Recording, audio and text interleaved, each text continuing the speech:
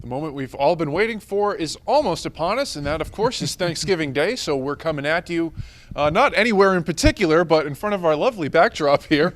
What better backdrop than ESPNBoston.com? But as always, I'm Scott Barboza, joined by my co-editor, my compadre, Brendan Hall, bringing you your Thanksgiving Day picks here. Brendan, we got a lot to get to, a lot of games with playoff implications, and of course, you know, all the things that come with Thanksgiving Day, the traditional rivalries and all that good stuff. But what are you most looking forward to this week? First of all, I guess in lieu of a backdrop this week with so many good games, I guess we're in limbo this week. But you know, I'll be heading to Natick Framingham, and you know, the league is technically basically Natick's to lose at this point after the win over Walpole last week and a half now. It is, but there's still some implications there because Framingham is the wild card there. They could honestly come out either way. They could put together a really good game, or they could get blown away early. You know, the Dunlap connection there is obviously as crucial as any in the state.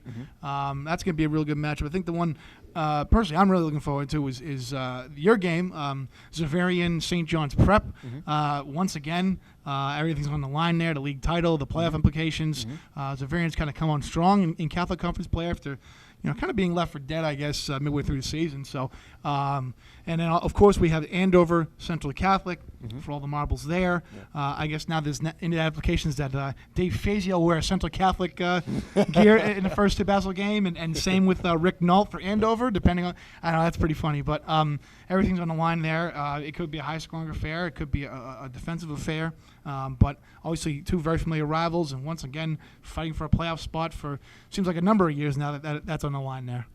Reminder again, folks, of course, this segment is brought to you every week by our good friends at the Massachusetts Army National Guard. For more information about how you can go to college tuition free, go to nationalguard.com. Now that we have all the introductions aside, Brendan, let's get right into it because we got a big, extensive list here that we're going to get into here, folks. Oh, boy. And let's start it with some tradition here, the 125th installment of the Malden Medford game. Yeah, that's a big one. Obviously, nothing on the line. There hasn't been anything really on the line in quite some time there, but it's one of the most special rivalries. You know, I think back to when we first started and we were talking to Breno Giacometti, the Seahawks right tackle, obviously an alum of this game, talking about one of the best achievements of his football career is beating Medford and knocking out the quarterback. It really says something. Really says something. Of course, he's 6'7", 320. But really, for anyone that's been involved in the game, I know it doesn't seem like a really interesting game, but there's a lot of bragging rights to urban communities, very diverse communities. Teams that are really passionate about their program. This year, one guy I'm looking forward to from Malden is a kid who had a really explosive game a couple weeks ago, 220 receiving yards. Franklin Hunn, a senior receiver. We mentioned about Cam Farn, and we mentioned about Tejano Smith over at Springfield Central. He's another guys of this ilk where he's 5'6", but he really gets churning on those underneath routes, you know, driving in space, and makes a lot of things happen. He's really come on in the second half of the season. So I'm really see what kind of game plan that Joe Papagallo draws up for him. Yeah, I'm going to go with the Golden Tornadoes here, coming away with a big win. We're going to take a look at another really, another traditional rivalry here, Needham, Wellesley, everything that needs to be said about that game. Yeah, and also the 125th installment of that rivalry, if I'm not mistaken. Yep. You know, a month ago, maybe 6 weeks ago, if you asked me who to win this game, I'd have told you, Needham. It's going to be a nice nice bow tie on the season there. But, gee, I don't know. This last month, Chris Sarney, the quarterback for Wellesley, has been performing terrific. They're actually 5-4. Who'd have thunk that? Really, you know, we talk about the offensive line, how athletic they are. They only average about 210 across, but they really make a lot of stuff happen, and they give the guys some time. Needham, we know what we're getting with Mikey Panapinto, one of the more elusive running backs, I think, in Eastern Mass this year. 20 touchdowns on the ground. You know, it's going to be kind of touch and go. See what that offense does. I think we've kind of slept on them ever since the Walpole loss, but this is a really evenly played game. I'm going to go with Wellesley in, I guess in theory, an upset, but they've both played pretty well, you know, down the stretch. So. I'm going to stick with Needham here, and I know the big driving point I think for Wellesley is to come away with a winning season, as you mentioned, with Jesse Davis in his first year over there. I think that'd be a tremendous accomplishment for this group, kind of a cherry on the top. But I'm going to stick with Needham. I think there's just a little bit too much to stop there offensively, so I'm going to look for the Rockets to come away with a win there. Shifting over to the Hockomock League again, a couple teams that have man, had a heck of a season, but a little bit jilted here with Foxborough and Mansfield. Yeah, and Mansfield can kind of rest on their laurels here as they get ready for a playoff game on Tuesday night, November 27th. Meanwhile, Foxborough on the outside looking in to Sharon, of all teams. Who would have thunk that beginning of the year? Kevon Howard, the offensive player of the year for the Hockomock League, leads the league in rushing yards, one of the more powerful runners you'll see around. But you have to wonder if that's enough of a dimension against this Mansfield defense, which has played well when they needed them to, and Mansfield, going the other way, has shown some diversity with the ball. 1 week they can really run it down your throats. Another week, you get Brendan Hill tipping a ball to his teammate for a touchdown pass. It's more diverse than we've given him credit for in years past. However, you have to wonder with the wrestling on the laurels factor, even though it is a huge rivalry game, and I don't expect anyone to sit out this one with bragging rights, but I'm still going to go with Mansfield, but I think it'll be closer than it has been in recent years. I think if I don't pick Mansfield in this situation, I might be burned in effigy in Mansfield Town Hall. But I'm going to stick with the Hornets here. I know. I think Coach Redding actually kind of enjoys what's unfolded here the last couple of weeks. But I'm going to go with Mansfield, as you said. I think that that defense has been much improved since that King Philip game. I think that was really the thing that I wanted to see. Reddy's done a tremendous job at the inside linebacker position there, leading the team in tackles. I think they got a Wickerman figure ready for you in Mansfield. Yeah, it's going to be a big one, though. Make it a big one, true to size. So, but I'm going to stick with the Hornets there. And let's go to Central Mass real quick. The game that forged rivals, if you will, say the Fitchburg and Leominster battle. And just so we're on the record here, well, again, I'm saying it's the best rivalry in Massachusetts, Fitchburg-Leominster.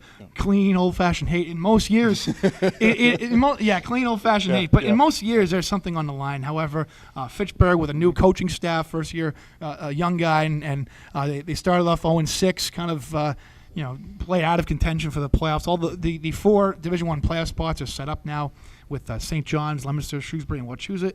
So there's really not much to be played for other than bragging rights. I'm wondering if Fitchburg has something up their sleeves. We heard about some of the athletes they got, but I mean, I just don't see Leominster, fumbling this one away.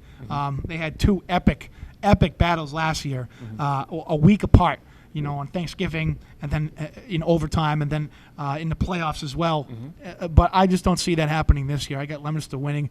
It'll be by a couple of scores. Yeah, I think, again, as we like to say, any rivalry game, you always have the potential for things to be close, and that can't happen here. But, again, if this Leominster offense is clicking as it can, Neil O'Connor on the outside, I think, is a complete game changer, and he's just a pure playmaker. And if Fitchburg can't stop that, this could get pretty ugly pretty quickly. So I'm going to go with the Blue Devils there. Another, grudge match, you could say, teams with nothing on the line, non-game here. Bridgewater Raynham sitting home for the postseason. Brockton moving on as the Big 3 champions, but always a good match. Yeah, Brockton, and the thing with Brockton is their defense has really stepped it up from the beginning of the year. I mean, I looked at these Brockton guys in the preseason struggle with St. John's, Shrewsbury, and I thought, geez, here we go, 2011 again. And boy, was I wrong. I'll take credit for that one. I whiffed on that one. This Brockton defense has been pretty good the last 4 or 5 weeks. So you look at the numbers they put up, the scoring defense and the points that they've allowed. It's pretty impressive. Offensive side of the ball, can't say enough about the job Michael Morrell did filling in for Augie Roberts, but now they got Augie back. Ran for 260 yards on the ground his last game. They run that triple option there. It's a difficult offense to figure out if it gets going, and they're clicking right now with that offense. For everything BR has done, they probably play the most competitive schedule in the state. Legendary non-duckers going out and giving Stoughton a battle a week after kind of a demoralizing loss at Barnstable, and a very physical game, and they just leave it on the line every game.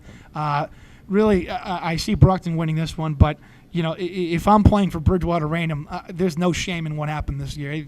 They can walk off that field very proud of what they did in 2012. Yeah, I'm going to go with the Trojans here. Again, I've said Brandon Gallagher is going to be somebody to watch out. I think really coming down the line here the next couple of years. He's, just a real north-south runner. He doesn't duck. He hits the hole and he hits it hard. Shades of Doug Bissett. Yes, absolutely. Not going out on a limb there. He's going to be the next real deal. And I know, what's the element with this, Brockton defense? We've talked about this. Are you at all behind the turnaround there at all? I've heard they've had a little inspiration from you. I guess they won't hold. I guess I won't hold them back. Guys, I only weigh 240. I guess I got weighed last week. I only weigh 240, so I'm not that heavy, guys. You can pick me up. But that defense, it goes on saying. I think Joe Previty could handle you. I think so. I think he benches more than that. But it all started, for me, we look at the talent they've had in the last couple of years. We can almost kind of defensive back high school. You look at Abbott Louis Jean, what he's doing at BC right now, Dominique Williams, and so forth and so forth. This goes back 20 years, 30 years. All the great defensive backs in Brockton every year. And this year starts with Micah Morrell, the Bryant University commit. Does a lot of stuff for them. We saw it last night with Aqib Talib and what a shutdown corner can do to affect the rest of the pass defense, and a lot of that is prevalent here with Micah. But I think his run support will obviously be more key here, based on Bridgewater's strategy. But it really starts in the back with him. We're going to get into a string of games with actual playoff implications here. We're going to start in the CAL NEC, where there are actually 2 games that will determine those races. We'll start in Tier 4 with North Reading and Linfield. North Reading, we talk about difficult offenses to solve, and the double wing is obviously right up there with them. And North Reading has been running it for a couple of years. They've been pretty good at it. And Carl Lapani, one of the leading scorers in his division, I think it starts with there.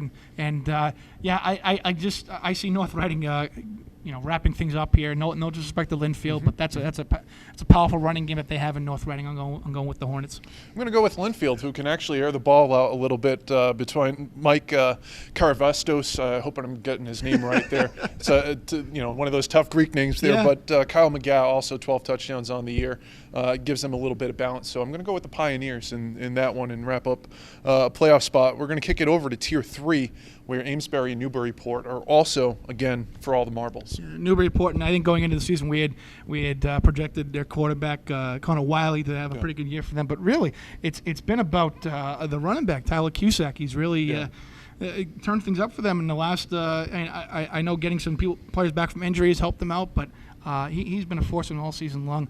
I'm going to go with Newburyport in this one to wrap up their division. Going to make it a consensus here and go with Newburyport. I think this is the team coming into the season that we both kind of identified as. I think they've been building for this moment, and I think this is the year. So I'm going to stick with Newburyport there. We're going to go to the TriValley League, large division, another playoff game coming up here. Westwood, Holliston. This could be pound for pound one of the more intriguing games of the day. Kind of a toss-up, if you ask me. I think you look at some of the early season scores from Westwood, and the way that King Philip kind of easily rolled through them, and you think, is this Holliston's losing it? But no, I mean, this came right down to the wire, and obviously whoever wins this one goes to the playoffs. But I still think the road to the Tri-Valley League, no matter how much they split it up, it's going through Holliston. You saw that with Millis Hopedale with the way they beat Holliston and what kind of momentum that gave them. I see Max Athey finishing his very solid season on a positive note here. I see him carrying the day for Holliston and winning. I got to tell you, you mentioned Max Athey, and this is something that I think has been a hallmark of these Holliston teams the last couple of years. On defense, they're not the biggest kids, but their angle pursuit is just they get the most out of what they have up front, and I think Max so much Athey, speed every year. Max Athey really kind of carries the tone for them coming off the edge there. So I'm going to stick with the Panthers as well. As you said, I mean, quite frankly, are we going to live in a world where Holliston isn't coming out of the TVL? Really? No, we live in a world where there aren't really fast players running up and down the field on the Holliston team. It's every year it's just speed. They always they find a way to do it every year. It's remarkable. Let's shift over to the Bay State Conference, and obviously Natick has the inside edge here, coming off the big win over Walpole a couple weeks ago, but this Bay State Herget race is still in question. So let's start with the underdogs, you could say, which is Walpole, coming off that loss, going to need to refocus and face a very good team in Weymouth. Yeah, and again, Weymouth has wrapped up the Bay State carry. They will face Brockton in a Tuesday night playoff. So we talk about resting on laurels and, what do they have to play for? What do they have to risk here? On the other hand, Walpole absolutely needs to win this game to at least hope Framingham comes in and throws an uppercut at Natick and makes probably the upset of Thanksgiving. But, you go either way because Weymouth has the athletes, but defensively, as we've seen, Walpole can really turn it up. And they, obviously they had that streak snapped of having however many quarters it was. I think it was 5 games in a row that they shut teams out and didn't allow a rushing touchdown since like September before Natick did their thing on them. But I think that was a wake-up call for them, and I know it sounds kind of bittersweet because they're on outside looking in right now, but I think they've regrouped from that. I think they can give Weymouth another push up front to win the line of scrimmage and cause a lot of different things to happen out there in the backfield for Weymouth. So I got Walpole winning this one. I'm kind of split on this one. I got to tell you, I think it's going to be interesting with Weymouth. Obviously, everybody shows up for Thanksgiving Day. It's it's the rivalry and everything. But, I don't think Weymouth is in a position, as you said, with the Tuesday night playoff coming up. You might want to, if you can get people out early, by all means, I think coaches will do that. But you're going to be coming for something here, and especially I think with the ability to play the spoilers here, I think is something to be watched, and I think the Wildcats are going to relish that. So I'm going to go with this might be my upset special of the week per se. I'm going to go with Weymouth, and they're going to take care of business and take care of that league battle without any question coming into that the end of the Natick game coming in. I think. I don't know. Just a hunch. Let's just call it a hunch. Let's just call it a hunch. What is it? What you have a hunch? What does your gut say? My gut says Walpole, actually. So let's do that. I'm going to cover myself and look like a complete scapegoat there. But let's take a look on the converse side here. Look at Natick. A very hungry Framingham team coming in. That's not had a stellar season, but has scared a lot of people along the way and played a lot of tight games. Yeah. So I don't think this is this necessarily money in the bank for Natick. No, it's not. Framingham, depending on which team comes out, they could either really come out swinging or they could get rolled over quick, as I mentioned. It's kind of an up and down year for Framingham, but as you mentioned, they have played a lot of teams close this year. However, you just look at how do you match up with Brian Dunlap, the receiver for Natick. He's getting double coverage, sometimes triple coverage, and he's still making his plays. He's still getting open. It's just so tough to account for. And when you flush Troy Flutie out of the pocket, that's where he is most dangerous.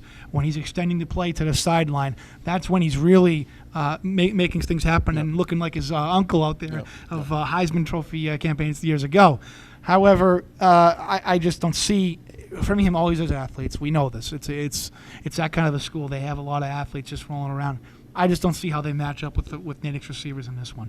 So I'm going to go with Natick. I think it's elementary. I think the Natick, that offense. I think we saw that in the Walpole game. I don't think they were completely as on point as we've seen them at other points in the year against, obviously, no discredit there to the Walpole defense, which is a big part of the reason why they weren't quite as crisp.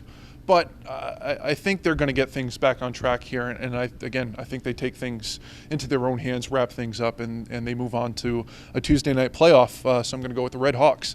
But let's take a look at the MVC Large once again, Central Catholic, Andover. All the marbles on the line there as well. In the last couple of years, that's been the marquee game in that league on Thanksgiving, and rightfully so. Andover's been one of the most prolific offenses in the state. CJ Scarpa looking at possibly eclipsing 3,000 yards passing, and he's got several gifted receivers there. Will Heikkinen, Cam Farnham, Andrew DeLore, a lot of weapons to choose from. But this Central Catholic defense has really come on. Yeah. I think we kind of wrote them off after the 31-7 loss to St. John's Prep, and then we saw what they've been doing lately. They've really, kept the points in the teens or in the single digits. Outside the last 2 weeks, Lowell, you expect that when you get a shootout with Lowell. Same with Bill Ricca. It's that kind of shootout kind of a game plan. Santino Brancato, the two-headed monster there, and DeAndre Drummond. Those two have really carried the offense from the backfield. I think the question will be Andover's defense, and they've lost some players there, the injury, and how they respond. It might be one of those. Because it's an Andover game, because it's the MVC, it might come down to the last possession, as we call it, death by 1,000 shallow crosses, but that's neither here nor there.